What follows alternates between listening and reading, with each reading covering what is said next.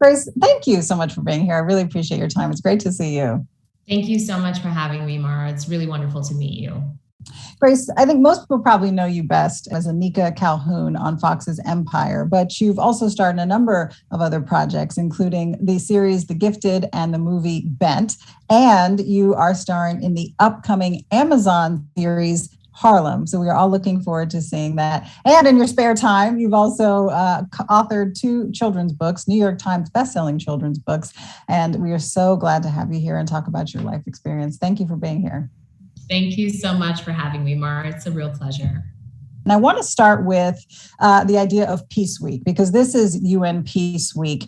And one thing that we like to talk about when we talk about UN Peace Week is the idea of promoting peace and combating hate. And that's something that you've devoted yourself very much to, specifically when it comes to something that's tied to your childhood. You are the daughter of deaf parents, and you have used that to transition into a lot of advocacy work. And you also talk about how you were bullied as a child. So can you share with me how you were bullied, why, and how that was tied to your parents being deaf, and how you have now used that to transition into the work that you're doing with the community? Yes, absolutely. I think it's been a really interesting journey for me, because I think when you're growing up as a child, you don't think of yourself as different. I think there's this period that happens in childhood where when you're around other people, you start to realize how their lives are different than your life, or how their skin tone might be different than yours, their hair texture might be different than yours, their family structure might be different than yours. And so I think before anything else, I noticed the family structure, right? Especially with my mom dropping me off to school. And so I realized at a very young age that I was one of the only children in school who didn't really have a father present. And so that was different. And then I also had a mother who was dark-skinned, Black Afro-Caribbean mom. So that was different. And then I also had a mom who was deaf. So that was different. And so I think those were the first differences that I noticed between me and other children, just to start with. And so I think, when you're a child, you don't really see that as anything like a negative thing. You're just like, this is just my mom. This is just who she is. But it was really interesting to see and to realize as a kid, first and foremost, other children having hearing parents. And so it's like, your mom is deaf, and it's like, your mom is hearing? Whoa, you know what I mean? And so to kind of put that together was really interesting for me as a child. And instead of those differences being celebrated, because again, me being biracial, my mom is Afro-Caribbean, my dad is Caucasian American, me being multinational, of course, with the Cayman Islands background and then the American background, and then me being a child of deaf adults, so being a CODA. There were many different things that felt like I was at the center of intersectionality. So I think, one of the first things that we think of as children is we don't really tend to celebrate those differences, especially growing up. At that time, we didn't. And so you're more so accosted for those things. And so remembering my childhood, I kind of found a lot of circumstances where people were demanding that I explain to them why my mom was different. And so not really having the language to explain that, and then not being able to feel comfortable in feeling different, I think is something that really impacted my life. And so now growing up with that, there was a lot of, bullying circumstances around that, where I was definitely ostracized and isolated, where there were times where, children put their hands on me, and so there was like a level of abuse that was there too. And although I don't think anyone would really say, well, I'm doing this to you because your mom is XYZ, I think it was very clear as a child to see that I felt different, that they pointed out my differences, and then this was the treatment that happened because of those things.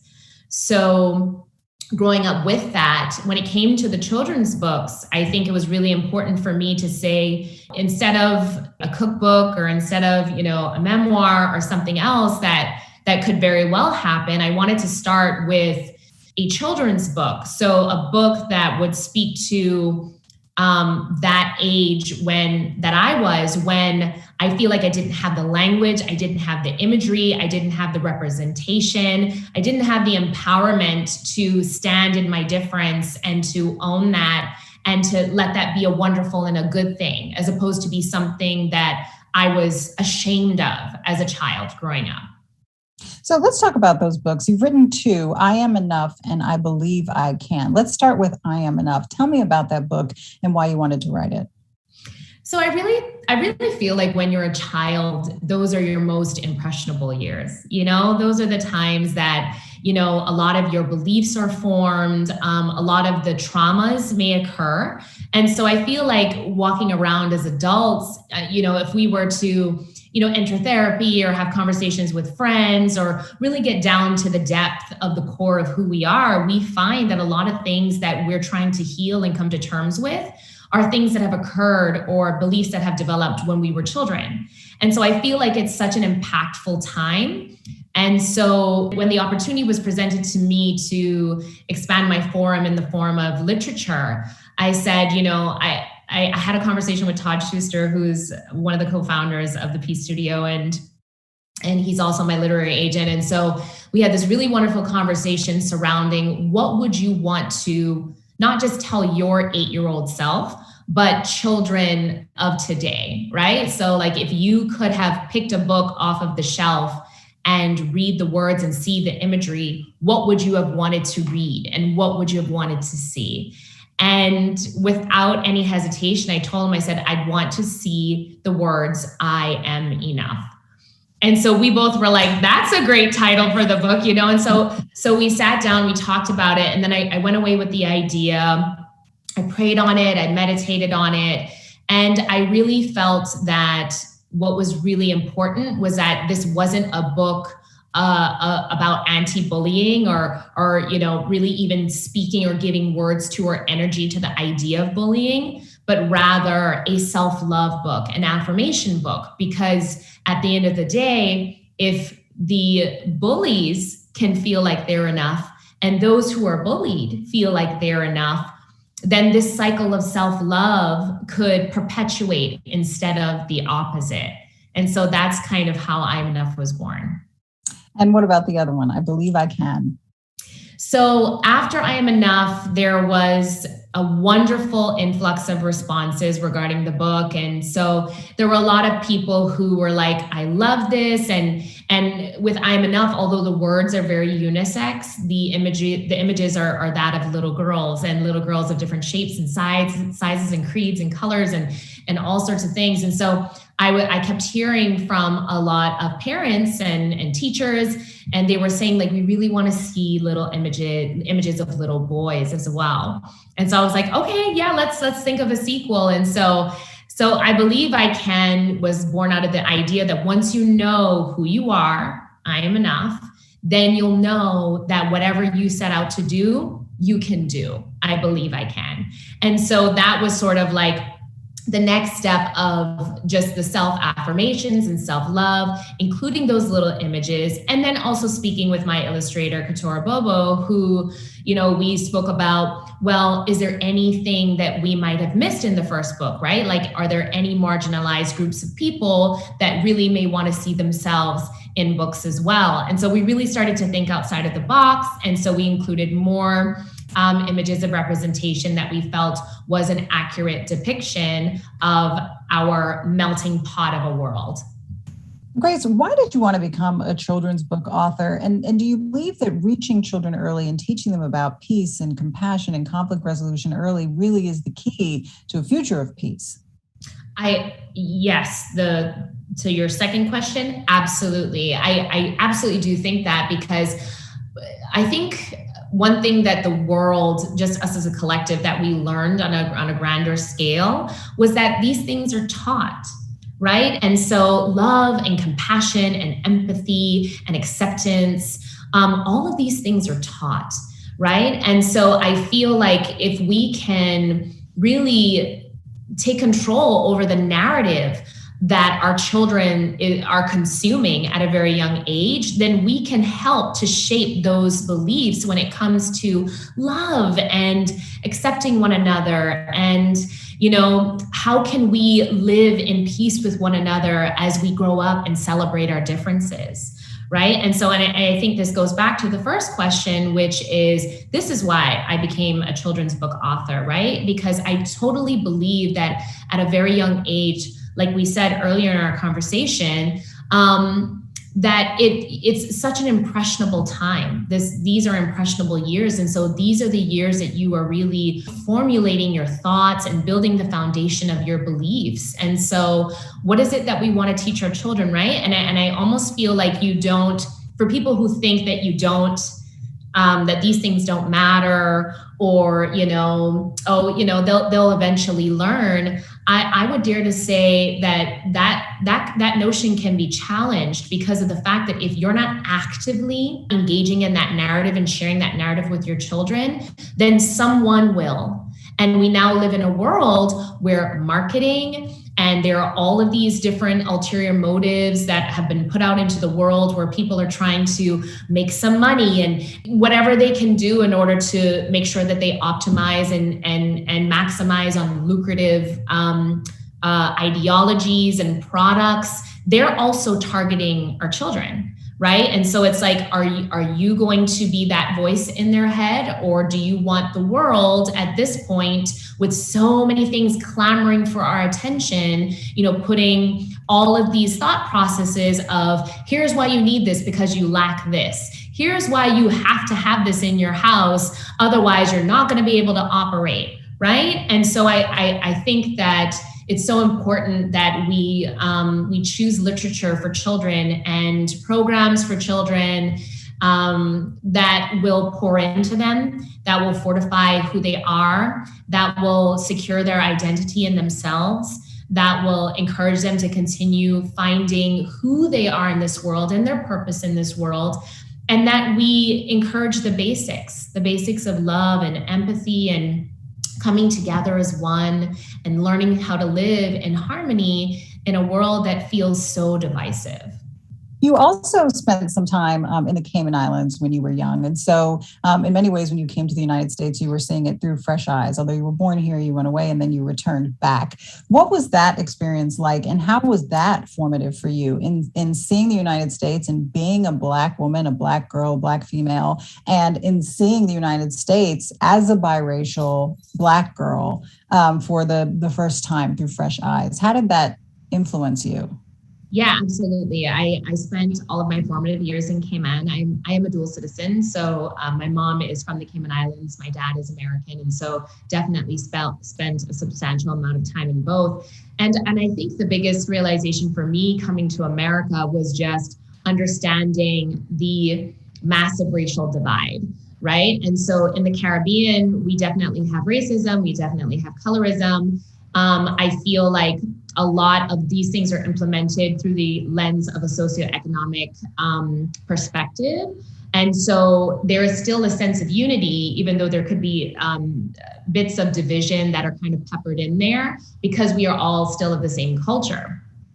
So coming to America and seeing the massive racial divide based on American history was probably the biggest thing that I kind of came into contact with at 18 years old.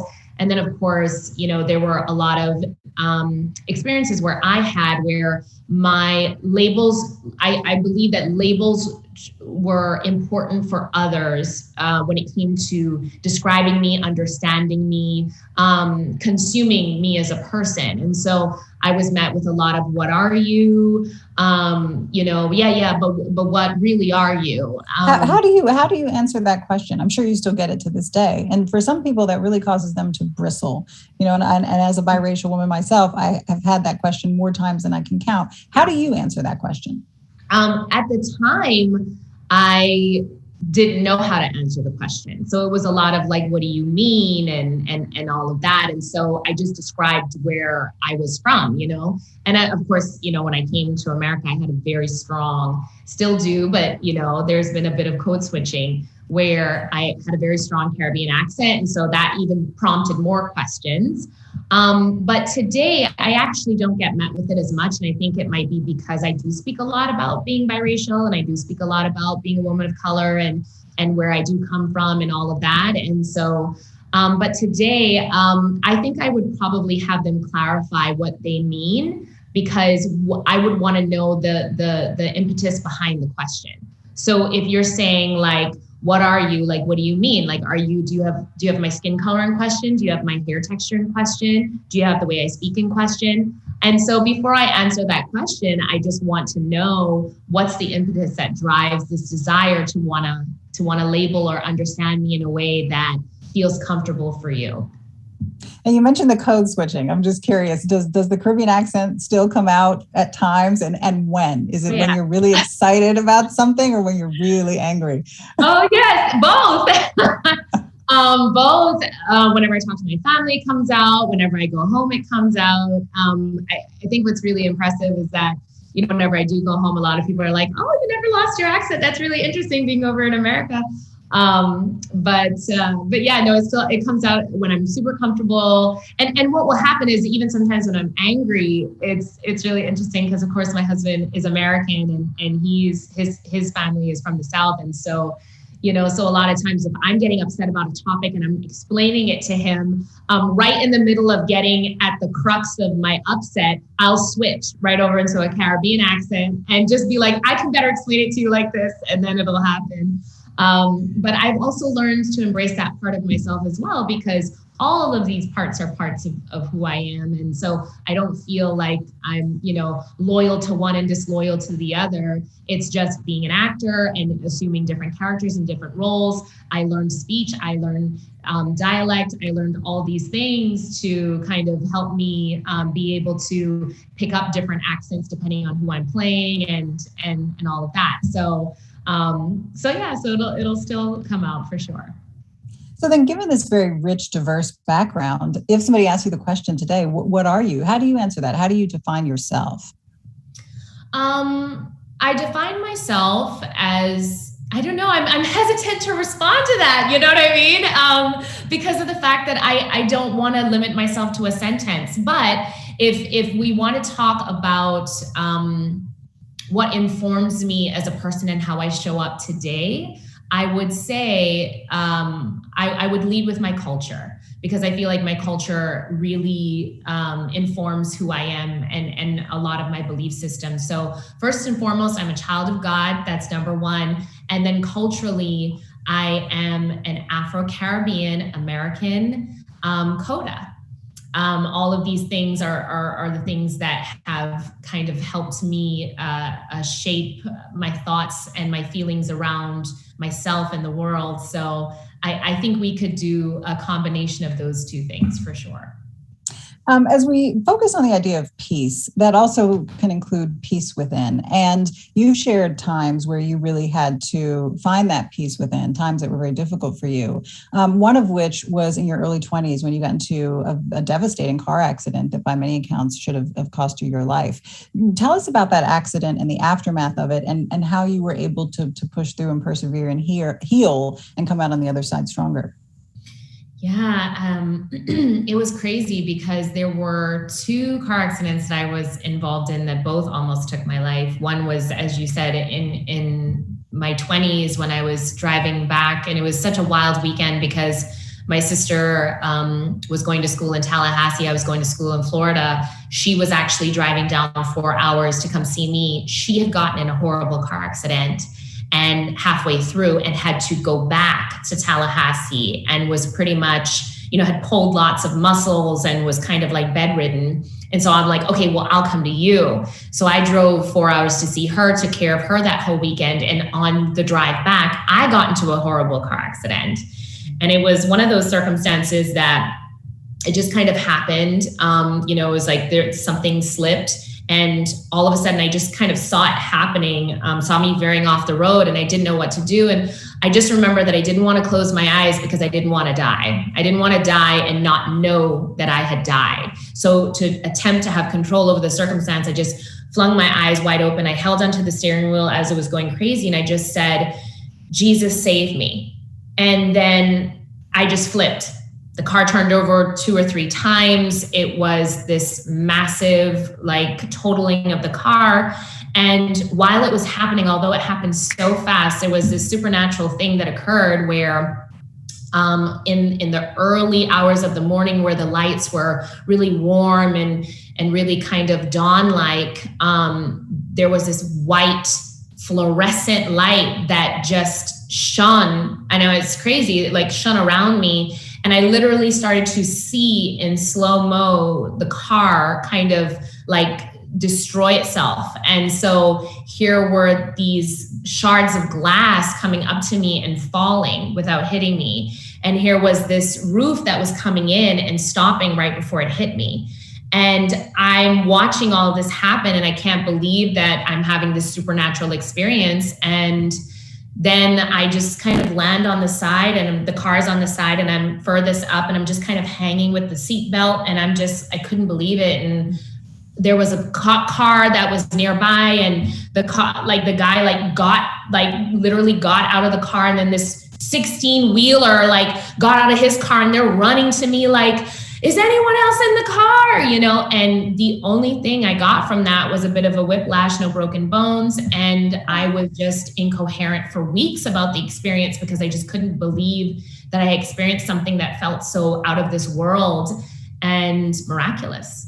How did that influence your faith? Were you a person of faith prior to that? Did it enhance your faith? Did it change it in any way? I mean, that sounds like a really transformative experience. It really was. And I will say that I grew up, my mom is a Christian. She believes in God. And although we grew up with that in our family, I didn't have a reason to subscribe to the idea of God or anything like that myself personally, because it was just that. It was an idea. It was something that, we talked about in the household. It was something that I grew up in. I grew up in the church. I understood it, but it felt more like an obligation as opposed to a relationship or something that felt like it manifested itself in a very personal way to me. And so after that experience, I was just so overwhelmed by the fact that I could truly feel and sense that there was something larger than myself that was out there. And so it really made me think about life. It made me think about purpose. It made me think about, okay, which brings us to this very moment. But okay, if I'm going to be alive and if I'm going to be on this earth, what am I going to do with my voice, with my forum, with any kind of position that I'm given that could positively impact other people, allow them to feel loved, allow them to know that there is a larger source outside of us that loves them, and that we can come together as one and just operate in that space of peace. And you've also talked about another dark time in your life, and we're not going to dwell too much on the dark times. We're going to go to the triumphs too. All time. No, we're going to talk about the triumphs, but there is so much encouragement in your story because you've talked about wanting to quit acting because you were so discouraged at times, and yet here you are. So what advice would you give to others, whether they're actors, whatever field they're in, to others, especially Black women who may be feeling right now the way you were feeling then, that their dreams are just not happening for them and maybe it's time to quit? Yeah. When I was graduating acting, my MFA in acting, there was a professor that I really loved. His name is Richard Brestoff. And he said to our class, and I'll never forget this, he said, no matter what you do, no matter what happens, remember to live life deeply, right? And I heard what he said, and I was like, yeah, okay. And it wasn't until I was going through those difficult moments in my life, that I really understood what that meant. And it means something different in every season. But what I would say is, I think if we make our career and our jobs the core space from which we work, I think that we'll always find ourselves disappointed and frustrated and never enough. right? Like, because even if you get the job, you want the promotion. And even if you get the promotion, you want the head gig, like, so there's always something more to attain. And so I would say to live life deeply. So to feel all the feelings, to understand that you have a world, you have a life that's outside of your career. But while you're waiting, while you're training, while you're working, while you're doing everything you need to do to cultivate yourself as the best version of you in order to assume that position, I would really say to build a foundation that sustains you outside of that, right? And so my advice, because this is what works for me. So my personal advice is to have that be something that goes deeper than something, human wise. I would say to go deeper into your soul, go deeper into your spirit, and to find a foundation where your spirit and your soul can thrive and find guidance, so that when you are moving through the world and your focus is still on your career and your job, that there is something else inside of you that's prompting you in certain ways, so that you can find your way through these mazes and know that your worth is not connected to these things. That if you get it, you can still come back to self. If you don't get it, you can still come back to self. But I find that those things are what helps guide me when I walk through my career, because they give me the mindset, they give me the courage, they give me the faith to be able to step out and pursue the career. And then if the gig doesn't come, I'm still okay outside of that. So it's the guidance and it's the sustaining, if that makes sense. So then what does that foundation look like for you today, both spiritually and also materially, if you will, but including our loved ones? Who are the people and the things and the places and the rituals that bring you joy? Oh my goodness, this is such a loaded question. I told you we were going to get to the happy stuff. Oh gosh.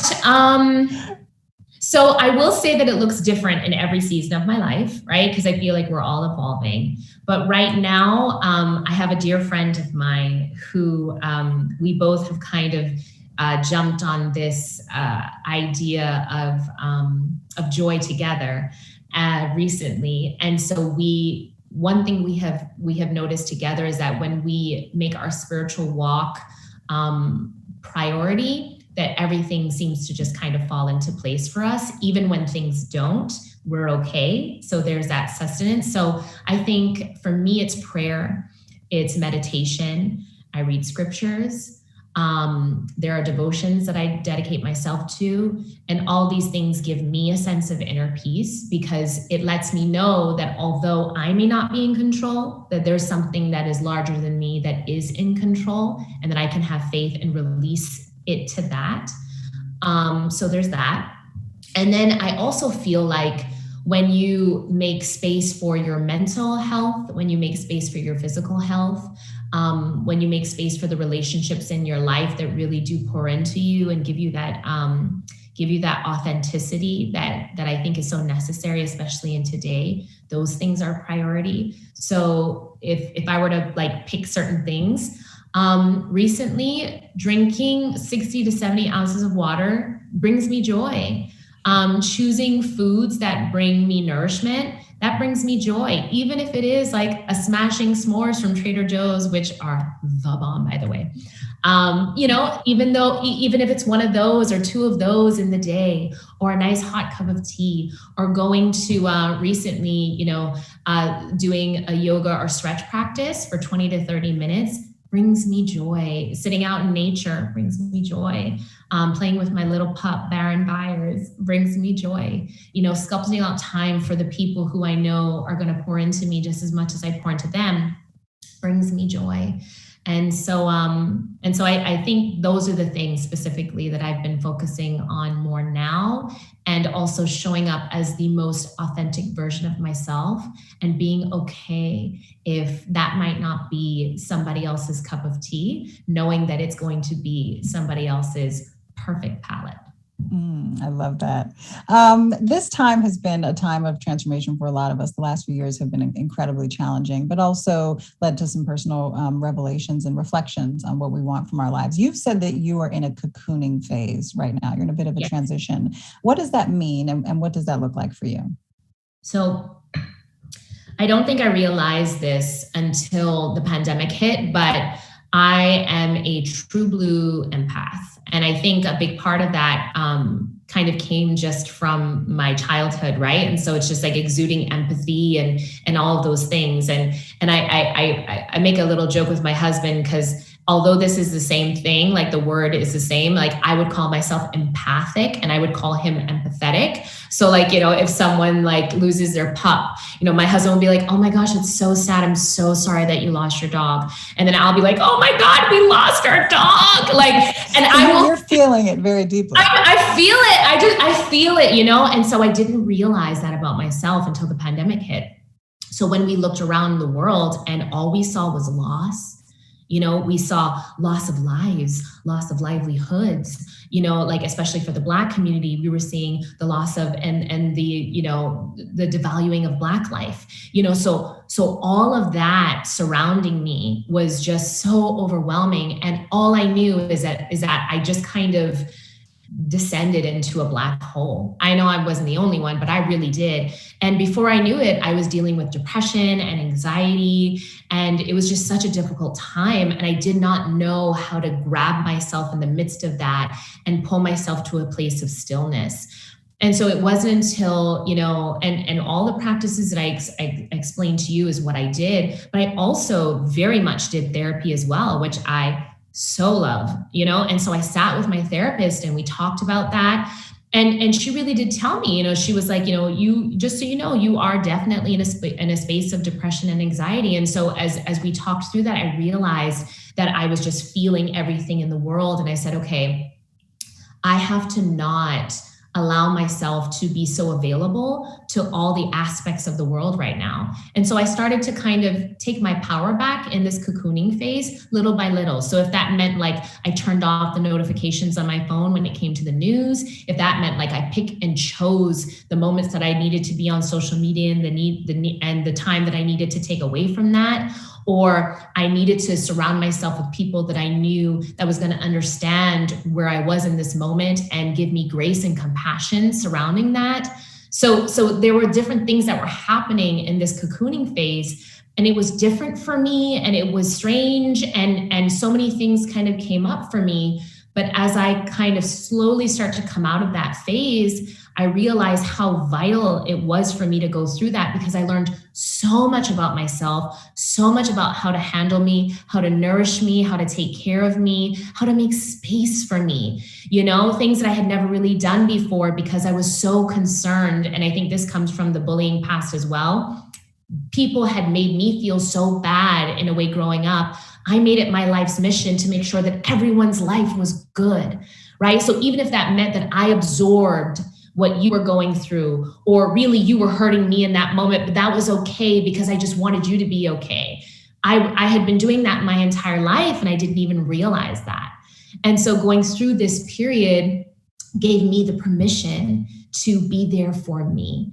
And that was huge. To be there, to show up for you. And a lot of people don't put themselves on the list. So how does that show up in your life now? How do you make sure that you're at the top of that list? Yeah, so a lot of what I just described to you is definitely at the top of that list. And then I think it also goes through the different dimensions of self-love, right? So like when we talk about like self-care, it's like, sometimes we can be like, it's a soak in the tub, or, it's lighting some candles, or, and those things absolutely are a part of that. Believe me, they're a part of that. But I think it's also paying attention to my body and my mind and my soul, right? So it's like, if I come into contact with someone or something and there's an alarm that goes off, right? So like I feel an anxiety in my chest, or, I feel something shift in my gut, or, I'm feeling super dry or super parched. Like I ask myself these questions. Okay, Grace, like, what do you need in this moment? Like or if I'm reaching for something like food or drink, it's like if there's no portion control or anything like that, am I nourishing myself in this moment? What is your body asking you for in this moment? Do you need to breathe? Do you need to sit? Do you need to take some time? Do you need to quiet? Do you need to drink water? Do you need to have that piece of cake? but I now ask myself the questions so that I can bring that kind of balance and allow my body, my mind, my heart, my soul to tell me what it might need in that moment. So as we close out this conversation, and a lot of people are seeking to protect their peace or to regain their peace or to find their peace during a very, very difficult time, what would you say to anyone who is watching or listening who wants to be at peace, who wants to find that peace, who wants to be able to look inward? How do we protect our peace right now? That's so good. I know this may sound very, very simple, but I would have needed somebody to tell me this a year ago. You have the permission. You have the permission. Give yourself the permission. You get to ellipses, ... You get to decide that in this moment, your phone is on do not disturb. You get to, in this moment, express to those around you, hey, I need a moment. I have to breathe. You get to, when you go for choice, whether it's how you're going to spend your time, what you're going to consume and read, what you're going to pick up and put in your body, you have that moment to decide, what does my body need for this moment? And I'm not a fan of black and white. I'm not a fan of polarizing things. I'm so much a fan of drinking your water and eating your chocolate cake. Big fan. As long as it's what your body needs and what your spirit needs in that moment.